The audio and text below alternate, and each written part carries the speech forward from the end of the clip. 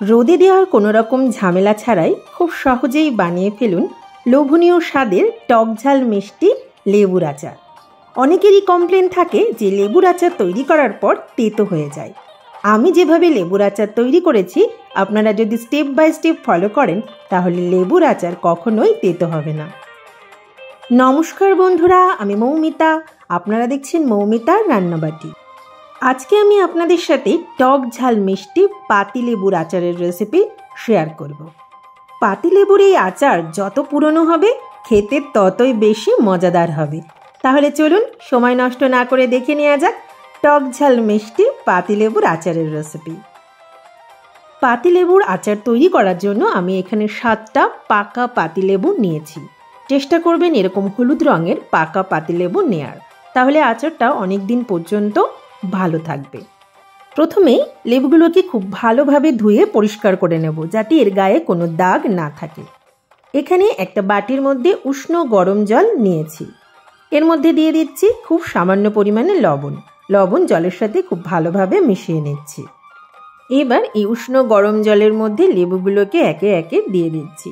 সমস্ত লেবুগুলোকে খুব ভালোভাবে ধুয়ে নিতে হবে যাতে লেবুর গায়ে কোনো নোংরা বা দাগ না থাকে।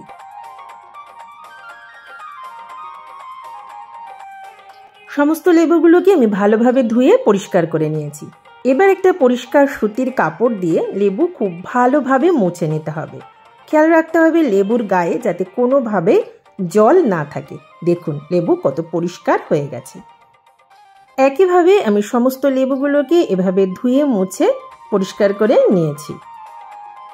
এখানে একটা পাত্রে জল গরম করতে বসিয়েছি আর তার উপর এরকম ছিদ্রযুক্ত একটা থালা বসিয়ে দিয়েছি।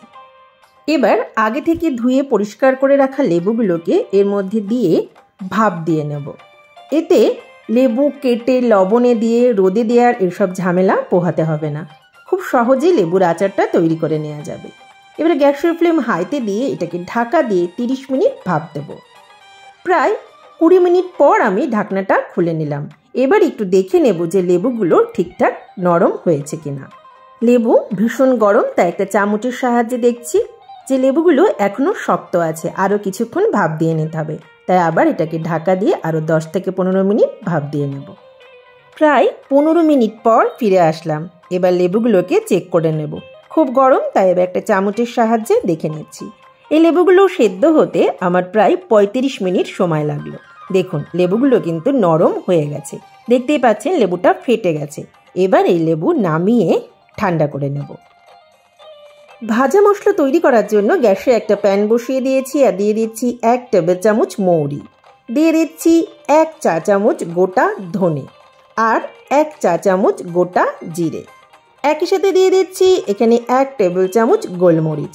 এবার গ্যাসের ফ্লেম লোতে দিয়ে সমস্ত মশলা খুব ভালোভাবে ভাজা করে নেব। খেয়াল রাখতে হবে মশলা যাতে পোড়া না লেগে যায়, তাহলে আচারের টেস্ট খারাপ হয়ে যাবে। সমস্ত মশলা হালকা ভাজা করে নিয়েছি। এইবার এখানে দিয়ে দেব 1 টেবিল চামচ জোয়ানের ফ্লেভারটা লেবুর আচারের টেস্ট আরও বহুগুণ বাড়িয়ে দেয়। জোয়ান দিয়ে বেশিক্ষণ ভাজার দরকার নেই, সমস্ত মশলা ভাজা হয়ে গেছে। এবার এই মশলা নামিয়ে ঠান্ডা করে গুঁড়ো করে নেব। লেবু অনেকটাই ঠান্ডা হয়ে গেছে। দেখুন লেবুগুলো নরম তুলতুলে হয়ে গেছে। এবার এই লেবুগুলোকে কেটে নেব। দেখুন লেবুগুলো কতটা রসালো। লেবু প্রথমে এভাবে দুভাগে কেটে নিলাম। দেখুন ভেতরটাও কত ভালোভাবে নরম হয়ে গেছে। লেবু আপনারা আপনাদের পছন্দ মতো কেটে নিতে পারেন। আমি এভাবে দুভাগে কেটে নিয়ে আবার এর মাঝখান থেকে একটা করে টুকরো কেটে নিচ্ছি। লেবু কাটার সময় লেবুর এই বীজ আর সাদা অংশগুলোকে বাদ দিয়ে দেবেন, তা না হলে তেতো লাগবে। আমি এভাবে ছোট ছোট টুকরো করে কেটে নিচ্ছি। আপনারা চাইলে এভাবে লম্বাও রাখতে পারেন। আমি এইভাবে সমস্ত লেবুগুলোকে কেটে নিচ্ছি। আমি এভাবে সমস্ত লেবু কেটে নিয়েছি। লেবু এভাবে ভাপ দিয়ে আচার করলে সময় অনেক কম লাগে, তা না হলে রোদে দিতে হয়, অনেক ঝামেলা থাকে। আর এভাবে করলে খুব সহজে আচারটা তৈরি করে নেওয়া যায়। দেখুন আমি বীজগুলোকে আলাদা করে নিয়েছি। এই লেবুগুলোর মধ্যে খুব বেশি বীজ ছিল না। এদিকে মশলা ঠান্ডা হয়ে গেছে। এবার এই মশলাগুলোকে একটা মিক্সিং জারের মধ্যে নিয়ে একটু দানা রেখে গুঁড়ো করে নেব। খুব বেশি মিহি গুঁড়ো করব না। এই যে ঠিক এইভাবে দানা দানা রেখে গুঁড়ো করে নিয়েছি। এতে আচারটা খাওয়ার সময় ভালো লাগবে। গুঁড়ো করে নেওয়া মশলা একটা প্লেটের মধ্যে নিয়ে নিয়েছি। এবার এখানে আরও কিছু মশলা দিয়ে দেব। প্রথমে দিয়ে দিচ্ছি 1 টেবিল চামচ বিট লবণ। এই বিট লবণ আচারের টেস্ট আরও বহুগুণ বাড়িয়ে দেয়। একই সাথে দিয়ে দিচ্ছি 1/2 টেবিল চামচ রেগুলার ব্যবহার করা লবণ। লেবুর আচারে লবণের পরিমাণটা একটু বেশিই লাগে। দিয়ে দিচ্ছি 1/2 চা চামচ কালো জিরে, আর একই সাথে দিয়ে দিচ্ছি 1 টেবিল চামচ কাশ্মীরি লাল লঙ্কার গুঁড়ো। এইবার সমস্ত মশলা খুব ভালোভাবে মিশিয়ে নিচ্ছি। লেবুর আচারের জন্য স্পেশাল মশলা তৈরি হয়ে গেছে। এই মশলা ব্যবহারে আচার অনেক দিন ভালো থাকে। গ্যাসে একটা কড়াই বসিয়ে দিয়েছি, আর এখানে দিয়ে দিচ্ছি 400 গ্রাম চিনি। 400 গ্রাম চিনির জন্য আমি এখানে দিয়ে দিচ্ছি 1/4 কাপ জল। চিনি জলের সাথে খুব ভালোভাবে মিশিয়ে নিতে হবে। এখানে একটার বা দুতারের শিরা তৈরি করতে হবে এমন নয়, চিনি মেল্ট হয়ে গেলেই হলো। দেখতেই পাচ্ছেন চিনি জলের সাথে ভালোভাবে মেল্ট হয়ে গেছে। এইবার এখানে দিয়ে দেব আগে থেকে তৈরি করে রাখা আচারের মশলা। আমি এখানে পরিমাণ মতোই মশলা নিয়েছিলাম, তাই সবটুকু মশলাই দিয়ে দিলাম। এবার মশলা খুব ভালোভাবে মিশিয়ে নিচ্ছি। দেখতেই পাচ্ছেন মশলা খুব ভালোভাবে মিশিয়ে নিয়েছি।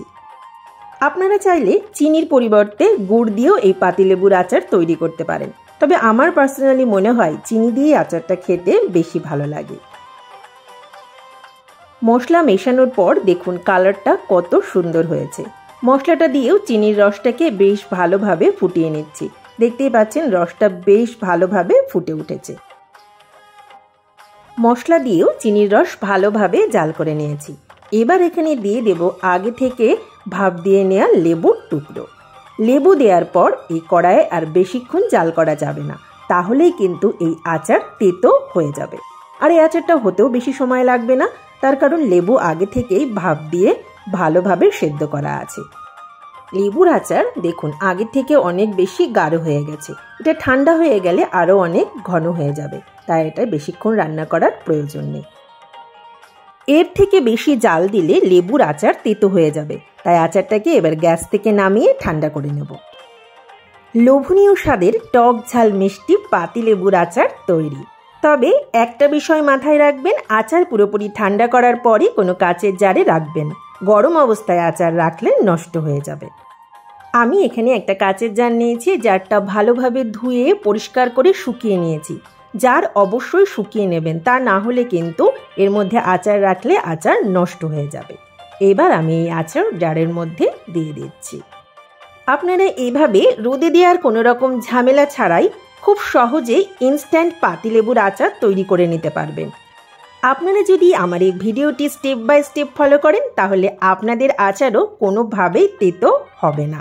আর সবথেকে মজার বিষয় হলো এই আচার যত বেশি পুরনো হবে ততই খেতে মজাদার হবে। তাহলে বন্ধুরা, আমার এই রেসিপিটি যদি আপনাদের ভালো লেগে থাকে অবশ্যই লাইক, কমেন্ট, শেয়ার আর চ্যানেলটা সাবস্ক্রাইব করে আমার পাশে থাকবেন। আর হ্যাঁ, পাশে থাকা বেল আইকনটি প্রেস করে অল অপশনটি অবশ্যই অন করে রাখবেন। তাহলে আমি যখনই নতুন কোনো ভিডিও আপলোড করব সাথে সাথে আপনাদের কাছে নোটিফিকেশন চলে যাবে। তাহলে আর কি, এনজয় করুন। ধন্যবাদ।